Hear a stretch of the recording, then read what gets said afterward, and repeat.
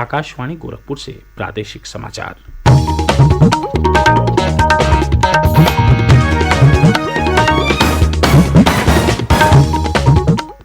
नमस्कार। समाचार बुलेटिन के साथ मैं वेद प्रकाश पाठक। पहले मुख्य समाचार। प्रधानमंत्री नरेंद्र मोदी ने केदारनाथ में कई राष्ट्रीय विकास परियोजनाओं की आधारशिला रखी और कुछ अन्य परियोजनाओं को राष्ट्र को किया समर्पित। श्री आदि शंकराचार्य की समाधि और मूर्ति का किया अनावरण। प्रधानमंत्री ने कहा, श्री आदि शंकराचार्य का जीवन असाधारण और आम जनमानस के कल्याण को समर्पित था। केंद्र सरकार ने खाद्य तेलों की बढ़ती कीमतों पर नियंत्रण के लिए पाम, सोयाबीन और सूरजमुखी के तेल पर आधारभूत शुल्क में की कटौती और श्रद्धा और भक्ति के साथ आज मनाया जा रहा है दीपावली पंच महापर्वों की श्रृंखला का 5वां पर्व यम द्वितीया यानी भैया दूज। चित्रगुप्त पूजा भी आज। देश ने कोविड टीकाकरण अभियान के अंतर्गत 100 करोड़ टीके लगाने का लक्ष्य हासिल कर इतिहास रच दिया है। इस महत्वपूर्ण कार्य में योगदान करने वाले चिकित्सकों, नर्सों और अन्य स्वास्थ्य कर्मियों का आकाशवाणी अभिनंदन करता है।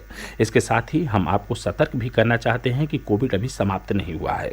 आप सभी से हमारी अपील है कि यथाशीघ्र दोनों टीके लगवाएं और अन्य लोगों को भी टीके लगवाने के लिए प्रेरित करें। त्योहारों के समय कृपया इन 3 आसान उपायों का पालन अवश्य करें। मास्क पहनें, 2 गज की दूरी बनाए रखें, हाथ और चेहरा साफ रखें।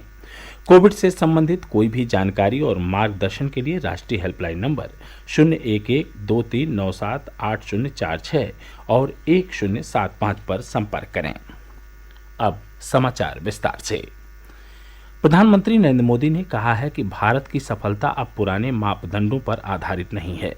उन्होंने जोर देकर कहा कि भारत अपनी सेना को आत्मनिर्भर बना रहा है। कल केदारनाथ में विभिन्न विकास परियोजनाओं की आधारशिला रखने और कुछ अन्य परियोजनाओं को राष्ट्र को समर्पित करने के बाद श्री मोदी ने कहा कि भारतीय दर्शन में मानव कल्याण प्रमुख है। प्रधानमंत्री ने कहा कि एक भारत श्रेष्ठ भारत कार्यक्रम राष्ट्रीय एकता को दर्शाता है और उन्हें गोवर्धन पूजा के दिन बाबा केदारनाथ के दर्शन का सौभाग्य मिला। राष्ट्रीय एकता की ताकत को बढ़ाने वाला एक भारत श्रेष्ठ भारत का भव्य दर्शन सहज जीवन व्यवस्था का हिस्सा था। बाबा केदारनाथ के दर्शन करके हर श्रद्धालु एक नई ऊर्जा लेकर जाता है। आदि शंकराचार्य की इस चिंतन की विरासत को आज देश अपने लिए एक प्रेरणा के रूप में देखता है। इस अवसर पर जनसभा को संबोधित करते हुए श्री मोदी ने भारत की महान आध्यात्मिक ऋषि परंपरा का उल्लेख किया। उन्होंने वर्ष 2013 में आई केदारनाथ बाढ़ को याद करते हुए कहा कि इस बाढ़ से हुई क्षति अकल्पनीय थी। उन्होंने सभी कार्यकर्ताओं, पुजारियों के रावल परिवारों, अधिकारियों और उत्तराखंड के मुख्यमंत्री को केदारनाथ धाम में विकास कार्यों को तेजी से आगे बढ़ाने के लिए धन्यवाद दिया। बाढ़ से सुरक्षा के लिए जिस दीवार का निर्माण किया गया है, इससे श्रद्धालुओं की यात्रा अब और सुरक्षित होगी। तीर्थ पुरोहितों के लिए नए बने आवासों से उन्हें हर मौसम में सुविधा होगी। भगवान केदारनाथ की सेवा उनके लिए अब कुछ सरल होगी, कुछ आसान होगी। प्रधानमंत्री ने कहा कि इस प्राचीन भूमि पर सनातन के साथ आधुनिकता का यह संयोजन और ये विकास कार्य भगवान शंकर की प्राकृतिक कृपा का परिणाम है। उन्होंने कहा कि अयोध्या में भगवान श्री राम का भव्य मंदिर बनने जा रहा है।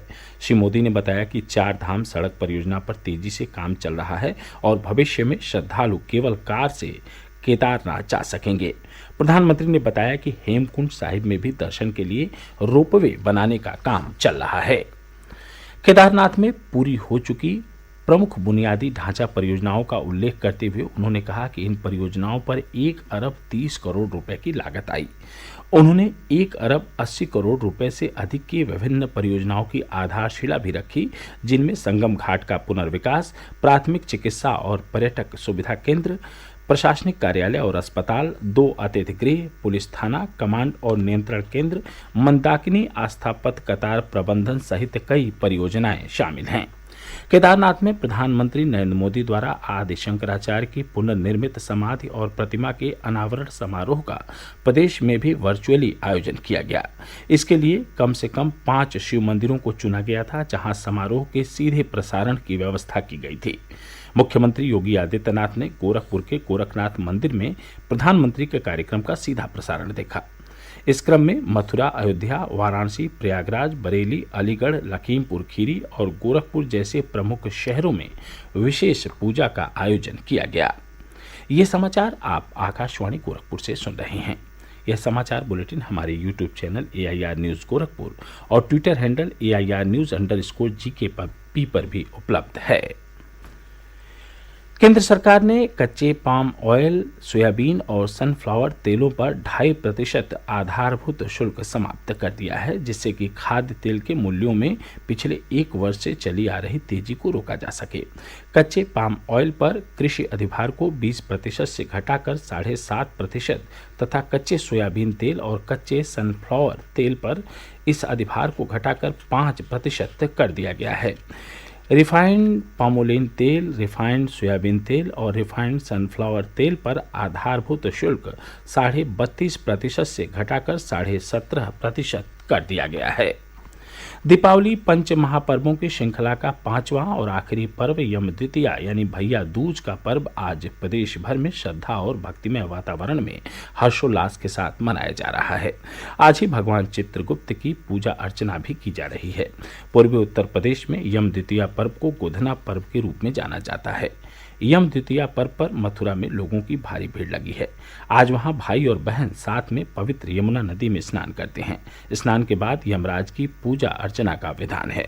अयोध्या से लगे सरयू नदी के घाटों पर आज ब्रह्म मुहूर्त से ही श्रद्धालु सरयू नदी में स्नान कर रहे हैं। पूर्वी जिलों में महिलाएं गोबर से यमराज की आकृति बनाकर उनकी पूजा अर्चना करती हैं। दीपावली पंच महापर्वों की श्रृंखला का चौथा पर्व अन्नकूट कल प्रदेश भर में श्रद्धा और हर्षोल्लास के साथ मनाया गया। 14 वर्षों के वनवास के दौरान विषम परिस्थितियों में जीवन बिता रहे प्रभु श्री राम के अयोध्या वापस आने की खुशी में दीपावली के दूसरे दिन 56 प्रकार के व्यंजनों का भोग लगाकर उन्हें तृप्त करने की प्राचीन परंपरा है। अयोध्या में सभी मंदिरों में 56 प्रकार के व्यंजनों का भोग लगाकर प्रसाद भक्तों में वितरित किया गया। इससे पहले ब्रह्म मुहूर्त में भगवान का अभिषेक और वैदिक परंपरा से पूजन अर्चन किया गया। अन्नकूट पर्व में देश विदेश से आए श्रद्धालुओं को पंक्तिबद्ध होकर प्रसाद ग्रहण करते हुए देखा गया। मथुरा में मंदिरों और घरों में अन्नकूट महोत्सव और गोवर्धन पूजा की धूम रही। देश भर से श्रद्धालु अन्नकूट महोत्सव में शामिल हुए। गिरिराज धाम घाटी मंदिर, हरि गोकुल मंदिर, श्री राधा दामोदर सेवाश्रम, कनक भवन आश्रम, वैष्णव सेवा आश्रम सहित विभिन्न मंदिरों और सेवा आश्रमों में अन्नकूट महोत्सव मनाया गया। प्रदेश के ऊर्जा मंत्री श्रीकांत शर्मा ने गोवर्धन की परिक्रमा लगाई। इस अवसर पर गोटिया संप्रदाय ने शोभा यात्रा निकाली। जौनपुर में गंगा गोमती के सूरज घाट पर स्थित प्राचीन मठ में साधु संतों के साथ श्रद्धालुओं ने 56 प्रकार के व्यंजनों का प्रसाद ग्रहण किया। महंत नरसिंह ने बताया कि सूरज घाट मठ में यह परंपरा वर्ष 1970 से चली आ रही है। प्रदेश में 2 अलग अलग सड़क दुर्घटनाओं में 8 लोगों की मौत हो गई और 6 लोग घायल हो गए। मथुरा में यमुना एक्सप्रेस वे पर हुई दुर्घटना में 5 लोगों की मौत हो गई है और 6 लोग घायल हो गए। यह हादसा कल सुबह जिले के थाना नौ झील के यमुना एक्सप्रेस वे पर उस समय हुआ जब आगरा से नोएडा जा रही एक खाली बस बेकाबू होकर डिवाइडर तोड़ते हुए कार से टकराकर पलट गई। एसपी देहात ने बताया कि हादसा इतना भीषण था कि बस चालक और कार में सवार 4 लोगों की मौके पर ही मौत हो गई।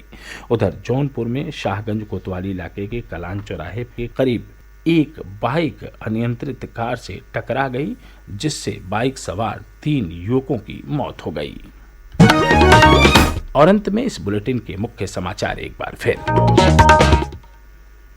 प्रधानमंत्री नरेंद्र मोदी ने केदारनाथ में कई राष्ट्रीय विकास परियोजनाओं की आधारशिला रखी और कुछ अन्य परियोजनाओं को राष्ट्र को किया समर्पित। श्री आदि शंकराचार्य की समाधि और मूर्ति का किया अनावरण। प्रधानमंत्री ने कहा, श्री आदि शंकराचार्य का जीवन असाधारण और आम जनमानस के कल्याण को समर्पित था। केंद्र सरकार ने खाद्य तेलों की बढ़ती कीमतों पर नियंत्रण के लिए पाम, सोयाबीन और सूरजमुखी के तेल पर आधारभूत शुल्क में की कटौती। और श्रद्धा और भक्ति के साथ आज मनाया जा रहा है दीपावली पंच महापर्वों की श्रृंखला का 5वां पर्व यम द्वितीया यानी भैया दूज। चित्रगुप्त पूजा भी आज। इसके साथ ही प्रादेशिक समाचारों का बुलेटिन समाप्त हुआ। नमस्कार।